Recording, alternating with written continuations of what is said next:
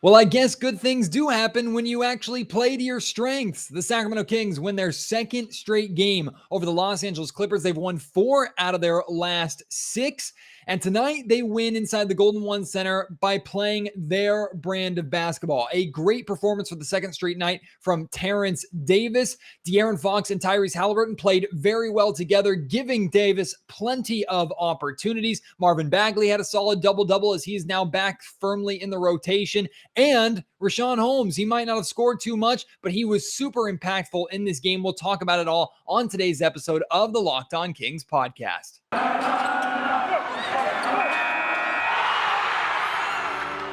You are Locked On Kings, your daily Sacramento Kings podcast, part of the Locked On Podcast Network, your team every day. And now, ladies and gentlemen, it is that time for another episode of Locked On Kings.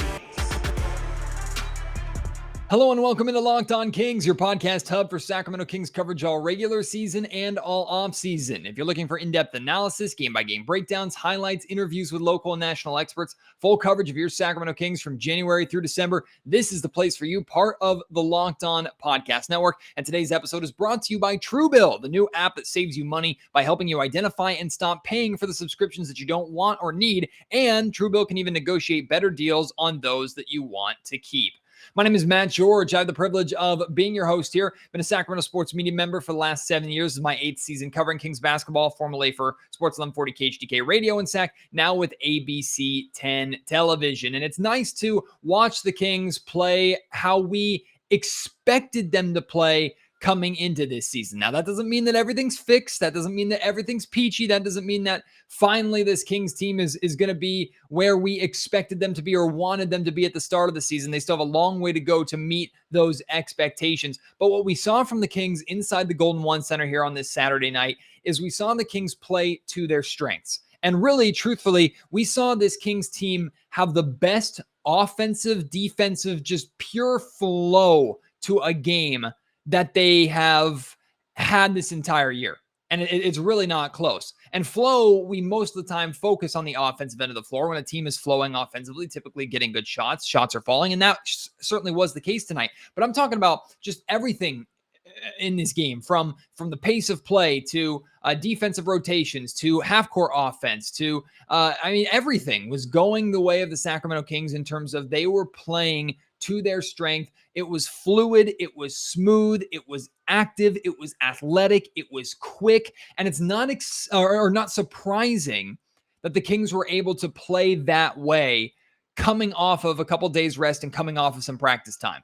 That's something that's been actually pretty consistent with this core over the last 3 years, including this season, is coming out of practice time. This Kings team typically plays a lot better. Now, that doesn't mean they don't always win. Like, I don't think they necessarily have a winning record coming off of actual practice days or multiple days of rest, but they play better. They play more to their style, to their strengths. That's what happens when you have that in-season practice time to really work on and focus on things. Big difference between shoot-arounds before every single game and an actual legitimate practice where you get in the gym for a few hours and work on some things and remind the entire team, remind your players, get everybody on the same page of how you want to play, not just for a specific matchup, but for this team as a whole. Like, I don't think the Kings necessarily played in a way that they knew was going to be beneficial against the Los Angeles Clippers. They played their style, which was good enough to beat the Clippers. And the Kings, for some reason, have had the Clippers number over the last few seasons. They just seem to play very, very well against that team. Of course, the Clippers were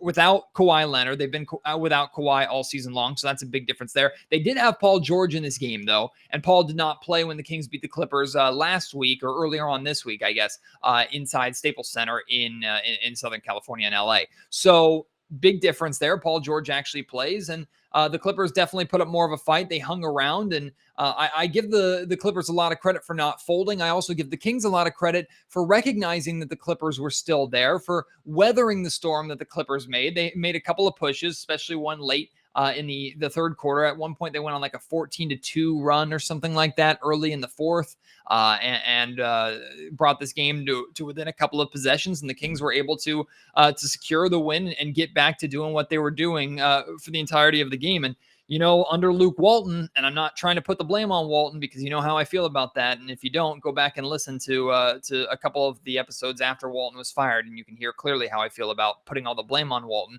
But I will say, under Walton, that's where the Kings struggled. They'd play very well for 2 or 3 quarters. They'd get to that fourth quarter where teams start to make that push, and Sacramento would go away from what they were doing well. Now, they've also done that. They have that problem under Alvin Gentry, and we didn't expect everything to go away with Alvin Gentry taking over as interim head coach. But Gentry has changed up rotations. He has different guys buying into the way that the Kings should have been playing all along. And I don't know if it's Luke Walton was trying to play differently or just the team wasn't getting it. They seem to be understanding it a little bit better now. And I'm not just talking about guys like Terence Davis and role players, and I'm talking about De'Aaron Fox, Tyrese Haliburton, who looked very, very good together in this game. Really only the second time this season, I think the two of them have looked as good as they did in tonight's game. And we're going to talk about that a little bit later on. But the flow from this game, as good as it's ever looked on both ends, but especially defensively, I wanted to make sure to point out the effort and intensity that the Kings played with. And we've heard Alvin Gentry talk before about how this team allows themselves or relies too heavily on how their offense is going to impact how they play defensively. It's obviously easier to get the energy to play defensively and give that effort defensively when shots are going in on the other end of the floor. You're fired up. We saw that with Terence Davis, right? Davis isn't necessarily the greatest defender, but Davis had another really, really solid game. He was hitting shots, coming back on the other end and making plays defensively. We've seen Buddy Hield throughout his career. The best he looks defensively is after he hits a shot on the other end of the floor. He just seems to buy in a little bit more. This Kings team defensively tonight played pretty consistent throughout. A lot of it had to do with the fact that shots were falling, and when they went on scoring droughts, typically the Clippers were able to make their runs then. But I don't think at any point the Kings defense got bad necessarily. Basketball is a game of runs, so things are going to happen that way. But if this Kings team can find a way to have this consistent defensive effort, regardless of how they're playing offensively, it's a massive difference with this team. And I'm not suggesting that they're capable of playing this good defensively on a nightly basis and that suddenly makes them a good defensive team, because you still have to be a good defender. You have to have good instincts defensively to be successful in the NBA or at the NBA level with how offensive driven this league is. But it's kind of a cliche, but it's also true. You hear so many coaches talk about it, so many players talk about it. Defense is mainly effort. The effort that you put in defensively is going to be the difference.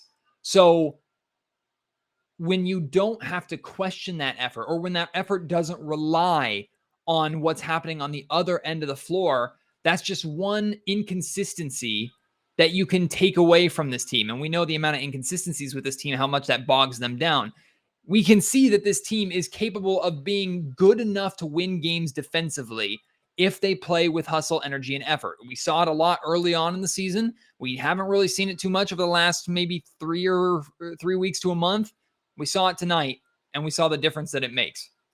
So the next major step amongst many steps that this Kings team has to make is playing with that same energy and intensity defensively, especially offensive-minded players. You are clearly capable of staying in front of your man and playing halfway decent defense, creating steals, and getting out in transition, which opens up more offensive opportunities for you. You can play that way without hitting a three-pointer or a layup or a big shot beforehand. That's going to be a really important thing to pay attention to as this team continues to develop and hopefully take steps forward. But I've mentioned Terence Davis a lot. We'll talk about the game that he had, how he benefited directly from the play of Tyrese Haliburton and De'Aaron Fox, and even Richaun Holmes, who didn't have an impressive stat line, but Richaun was still very impactful in this game. Plus, we'll talk about Buddy Hield, Marvin Bagley. Still plenty to get to on this episode of the Locked On Kings podcast. But before we move on, I want to take the time to thank our title sponsor here of the pod today. That is Truebill. Do you know why free trials renew without your consent? It's a business scam to get you. Don't let greedy corporations pocket your money. Download Truebill to take control of your subscriptions today. Truebill is the new app that helps you identify and stop paying for subscriptions that you don't need, want, or you simply forgot about. On average, people save up to $720 a year with Truebill. That's average. That's crazy.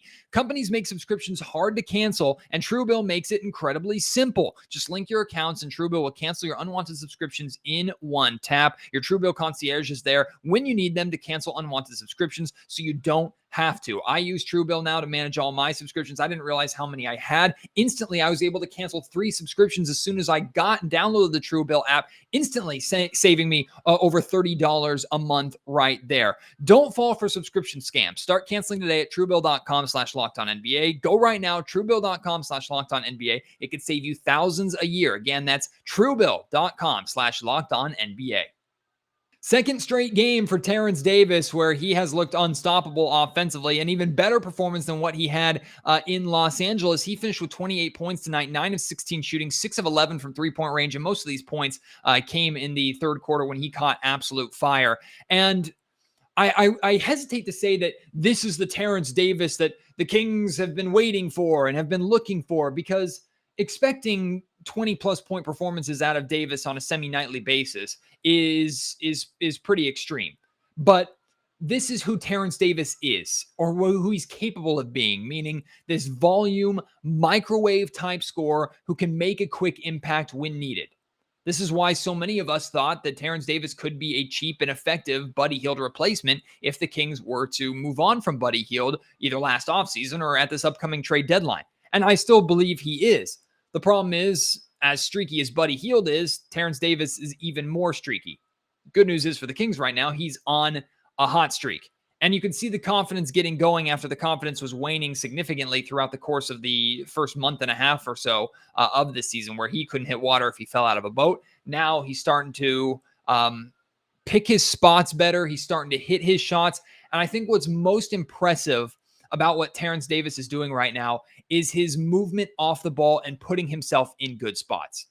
Like, we're obviously going to praise Terence Davis for the 28-point performance. Kings, of course, do not win this game without Terence Davis and the way that he played, really keeping them alive in that third quarter when the Clippers made their run and allowing the Kings to have enough separation. He also hit a couple of big shots in the fourth quarter, too. He was very, very important in the second half of this game, leading to this Kings 104-99 victory. But what I want to make sure to point out is that Terence Davis does not have nearly the game that he had tonight and in his recent game. And you could say a lot of the same thing about Buddy Hield. These guys don't have the same games that they have, the same opportunities that they have, the same looks that they have as shooters without De'Aaron Fox, Tyrese Haliburton, and Richaun Holmes. But especially De'Aaron Fox and Tyrese. What stood out the most to me in this game is the fact that even when Davis was red hot in the third quarter, the Clippers were still giving him way too much room. Because you could see with Davis hitting shots like that, when Buddy Hield hits shots like that, when Harrison Barnes hits shots like that, it puts defenses in an incredibly difficult position. Incredibly difficult, where they have to choose, do I stick to the game plan and stay home on De'Aaron Fox or help on Tyrese Haliburton or Richaun Holmes in a pick and roll and leave my man who's knocking down everything right now? Or do I close out on my man, give him the respect that his game deserves, and potentially leave the rest of my teammates screwed with the speed of De'Aaron Fox and Tyrese? And what we saw in this game, and what we see most of the time, is that teams stick to their game plan, which is staying home on Fox. You could see the Clippers were doing everything in their power to take the pick and roll game away, especially from Tyrese Haliburton and Richaun Holmes. That looked to be the game plan. Stay home on Fox, which is pretty much the game plan of everybody on a nightly basis. Like, if Fox gets that first step, 2 or 3, sometimes 4 guys crash the paint to stop him. Happens almost every possession. And on top of that, when Tyrese and Holmes were running their pick and roll, that has become one of the most effective ways for this Kings team to score, and arguably one of the best pick and roll games in all of the NBA this season, teams were focusing on that, allowing Terence Davis to move freely on the perimeter, find opportunities in the corner, find opportunities on the wing. Terence Davis had a lot of really, really good looks in this game. Thankfully, he hit them, rewarding his guards and rewarding his big for drawing that much attention away from him. But I'm not trying to take all the credit away from Davis because, of course, one, he had to hit the shot. And two, like I said earlier, his movement was very good. And this is also something that I think Buddy Hield does pretty well. They recognize where to move and where to put themselves to not only have a good look, but to give their guards or their big or whoever is attacking the basket a clear passing lane to kick the ball out to them. The movement off the ball by Terence Davis tonight was very, very good. And thankfully, like I said, he rewarded the guards by actually hitting his shots. He does not get those shots without the play of De'Aaron Fox and Tyrese, who, by the way, both had two very solid games. Tyrese Haliburton finished with 18 points, had 5 assists, 6 rebounds, did have 5 turnovers. However, what's important to point out, 2 of those 5 turnovers were offensive fouls, and all 5 of those turnovers were in the first half. So Tyrese got off to a kind of a sloppy start taking care of the basketball, but what's nice is he cleaned that up. The second half, he was great. Very, very good to see. And then De'Aaron Fox on top of that. Also, Tyrese had a couple of steals. That's worth mentioning. Fox on top of that had 17 points. Did take 22 shots. So offensively, it wasn't a great game for Fox, but he still was able to provide 17. He had 8 rebounds, which is great to see. Also 5 assists. So 10 assists between your 2 guards. That's not great, but it's solid. And Fox only turned the ball over 1 time. Did also have a couple of steals as well. So really, since the Detroit Pistons game, honestly, the Detroit Pistons game, I think, is the only game this season where Fox and Haliburton have looked this comfortable playing together. And I give credit to Alvin Gentry there because it looks like they're figuring it out a little bit more. Certainly more than when they were playing under Luke Walton. Under Luke Walton, it was a lot of it. I don't know if this was Walton's game plan. I don't know. But when Tyrese would have the ball, Fox was in the corner. Or when Fox had the ball, Tyrese was in the corner. They weren't playing together. It was one or the other, which made it very easy to defend, especially when Fox was the guy off the ball because teams don't necessarily respect his three-point shot, so they could kind of cheat off of him a little bit and not worry about it too much. Now we were seeing Fox moving, Haliburton moving at the same time, the two of them playing together, Richaun setting picks for both of them, one driving while the other stays on the perimeter, both attacking together. It looked like they figured out and they were understanding how to move with each other, how to play with each other. And then Richaun Holmes is the perfect third to kind of fit in there. Richaun, if you look at his stat line, you go, wow, what a terrible game for Richaun. How did the Kings win this game when Richaun Holmes, their starting center, only scores 1 point and only has 6 rebounds? Richaun didn't hit a field goal. Richaun is one of the best, if not the best, field goal shooter percentage-wise, in the NBA. To go 0-3 is very, very rare for Richaun. And yet, he was still significantly effective. Very, very effective. For the same reason that Fox and Haliburton were effective. I told you how much attention the Clippers were paying to Tyrese and Richaun's pick and roll game. They did not give Richaun any room to roll to the basket. He did have a nice and one, or it should have been an and one, finished oop from Haliburton that was called a foul before the shot, which I don't know how they made that call, taking a field goal and some points off the board that Richaun deserved. But the Clippers clearly game planned to take that part of the Kings half-court offense away. And honestly, that's a really good game plan because based off of what we've seen from the Kings so far this season, you take away that half-court pick and roll, the Kings had nothing. Thankfully, tonight, they had a good flow. They had good ball movement. They were hitting outside shots. They were playing inside out. They were playing to their strengths. Because if shots weren't falling and if the Kings had reverted back to old habits and the pick and roll was as ineffective as it was tonight, boy, the Kings would have been lucky to score 20 points in the second half, let alone 20 points in each of the third and fourth quarters. Thankfully, the Kings don't have to worry about that. Want to make sure to give Richaun his props for the game that he had. Got to talk about the play of Buddy Hield. He played less than 20 minutes in this game. Still hit some big shots in the second half, but there's one thing that both Buddy Hield and the Kings benefit from at the same time. We'll talk about that. Plus, Marvin Bagley has a solid double-double in just under 20 minutes off the bench as well. He comes back after missing a couple of games with a non-COVID related illness. And this is kind of a reminder of why Kings fans are afraid of what could happen if Marvin were to go to another franchise. I'll talk about that all still to come. Right now, Want to let you know today's episode brought to you by our good friends over at Built Bar. I've talked about them so many times. It's the holiday season. Make sure to grab the protein bar that tastes like a candy bar or even better than a candy bar. Built Bar is filled with so much holiday goodness, rich with decadent flavor, covered in chocolate, but amazing with low calories, sugar, net carbs, and fat, but high in protein. You get the best of both worlds, deliciousness and healthy. There are so many flavors you'll have a hard time choosing. We have raspberry, mint brownie, which is my favorite, cherry, double chocolate, cookies and cream, peanut butter brownie. These are just a few. And Built Bar gives you that extra fuel that you need to bust down those mall doors to battle all of those holiday shoppers. If you're spending all day, especially guys, if you're dragged along holiday shopping all day and you need something that'll fill you up without having to go to the food court and wait in that massively long line, Built Bars are perfect for that. Also, hey, Built Bars would not be a bad thing to put in your stocking this year. Like I said, they're treats. They're basically candy, but they are healthy for you. Go to Built.com. Use promo code LOCKED15. You can get 15% off your order right now. I encourage you to, if this is your first time ordering Built Bars, order a mixed box. You'll get a bunch of different flavors. You can try them out, then pick the ones that you like and order those ones specifically next time. But regardless of what you order, make sure you use our promo code LOCKED15 to get 15% off at Built.com. When Buddy Hield and the Sacramento Kings don't purely rely on Buddy Hield's shooting, both are so much better off. So much better off. When the Kings and when Buddy Hield rely so heavily on that shooting, every shot is a big shot. The Kings need the majority of them to go in to have a chance of winning. Buddy Hield needs to hit a majority of them to have a chance at a good game, a good performance. The Kings are basically screwed. And we've seen far too many times over the last 2 seasons, really, the Kings become too reliant on Buddy 3-ball heroics, especially in the fourth quarter when the Kings are down or even if they have a lead. How many times has Buddy come up and taken a deep 3 with 17, 18, 19 seconds on the shot clock just because he has the green light and the Kings really honestly need those buckets and need those points from him?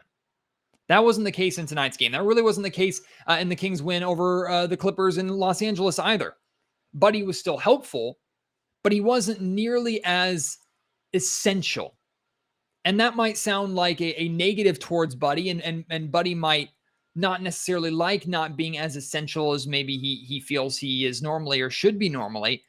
But in reality, it makes the Kings a better basketball team, and it makes Buddy Hield a better basketball player. This is why I think Buddy Hield, and a lot of coaches think Buddy Hield is at his best coming in and playing off the bench, because he can come in and get his game going in the flow of the offense and get going with the flow of the game, not just come out trying to chuck everything up like he normally does. And basically, even if he hits his first couple of shots, really effectively shooting himself and shooting the Kings out of games more often than not. We know Buddy is an incredibly good shooter. We know he can hit from anywhere on the floor, but you want that to complement your team, not lead it. That should not be the foundation of this team. That's why we liked Buddy Hield's fit with De'Aaron Fox all along. That's why Buddy got paid in the first place after the great season that he had under Dave Yeager, because he would benefit from Buddy the same way that Terence Davis benefited from Fox and Haliburton tonight, by picking his spots, working the perimeter, waiting for that crowd to be drawn, waiting for that kick out. Because even this season, with how good of a shooter Buddy Hield is, and with him having the reputation as one of the best shooters in the NBA, even Buddy still gets a ton of good looks because he plays with De'Aaron Fox and Tyrese. Now, if he were to just take those good looks and take away the 5 or 6 chuck up threes off the dribble for no reason, Buddy would be an instantly better basketball player, in my opinion, and the Kings would be way better off. And tonight's a good example of that. He finishes only with 10 points, did struggle shooting the basketball, 2 of 6, 1 of 5 from three-point range. I liked his shot selection a lot better, though. Did get to the line 5 times, hit all 5 free throws. We know he's capable of more. The Kings certainly could use more and are going to need more from him off the bench, because you're not always going to get at 28 points from Terence Davis, of course. But I also applaud Alvin Gentry, just like I applauded him in the win over the Clippers in LA. I applaud Gentry for sticking with Davis and for limiting Buddy Hield's minutes when your other shooter had the hot hand. Marvin Bagley missed the last couple of games with a non-COVID related illness. He came back in tonight's game. And really, since Alvin Gentry has taken over, Marvin has found his way back into the rotation, which I understand the move. I think it's the right move, especially with the injuries that the Kings have to their wings right now. Mo Harkless and Harrison Barnes both still out, and they are expected to be available for the Kings in their next game, which is on Wednesday. I believe the Kings now have 3 days off, if I'm not mistaken, which is great for them. But Marvin reminded everybody tonight, reminded me for sure, that he doesn't have to be super smart, super dialed in, and to be effective. Like we've seen, especially his rookie season, Marvin just has such athletic ability and raw skill, raw talent that he can have performances like he had tonight without really taking over or being a focal point on either end of the floor. Like a 12.11 rebound double-double for Marvin, including 4 offensive rebounds, which is excellent. The hustle that he played with, the energy that he played with. Like this kind of performance should be the consistent, not necessarily bare minimum, because it's hard to say averaging a double-double is a bare minimum at the NBA level. But this should be what Marvin is a majority of the time. And I know that scares people. I know that scares Sacramento Kings fans, because if Marvin would be able to stay healthy to where he can do this before he fully understands how to be most effective at the NBA level, which he's still not there yet. He should be at this point in his career, in his 4th season, I believe. He's not there yet. But he still has games like this where the raw talent shines through. And what happens if that raw talent goes to another organization? I'm going to use like the San Antonio Spurs or Miami Heat, established organizations, for example, and they figure out how to utilize that. And suddenly Marvin doesn't turn into the player that the Kings were hoping that he'd be as the number 2 overall pick. I don't think Marvin will ever live up to that pick. I think that ship has sailed. However, Marvin can still be a good starter at the NBA level, I believe. I don't think it's going to be here in Sacramento. I don't think he'll ever realize that potential here in Sacramento. Him being an energy guy for 20 minutes off the bench, I think, is pretty much his peak here in Sacramento. What we got from Marvin Bagley in tonight's game is probably as good as it's going to get for MB3 here in Sacktown. Maybe you disagree with me. If you do, let me know. But I think that's the best case scenario here. Best case scenario elsewhere, that might frighten some Kings fans. And I know there are a lot of Kings fans who not only are afraid of it, they believe without a doubt that it's going to happen. And based off of the amount of young players that have left Sacramento to have success elsewhere, it wouldn't shock me.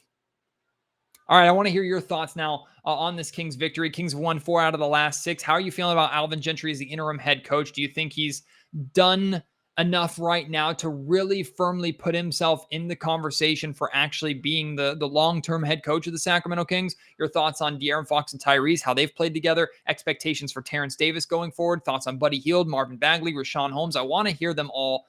Send them to me at MattGeorgeSack on Twitter. Email me, mattgeorgesports@gmail.com. And you can leave your comments, of course, on YouTube in the comment section down below. Appreciate your support. I'm working on filling these gap days coming up here with some outside post-game content, also some guests coming up. I have one guest that I have set for Monday that I'm really looking forward to. So I hope you will join me for all of those. And then, of course, when the Kings are back in action, which, again, I believe is Wednesday. I just want to make sure and confirm that, because it seems strange for the Kings to have that many days off. Yes, indeed. Kings do not play until Wednesday against the Orlando Magic, a very winnable game at home before going on a 3-game road trip. Really, the whole of December is a good opportunity for this Kings team to really turn around their season, and they're off to a good start with these back-to-back wins over the Clippers. So take a look at the December schedule as well and let me know how you're feeling about that. Hopefully you will continue to tune into Locked On Kings content here in the near future. Appreciate your support as always. Can't wait to chat with you next time. Until then, my name is Matt George. You have been listening to Locked On Kings, part of the Locked On Podcast Network.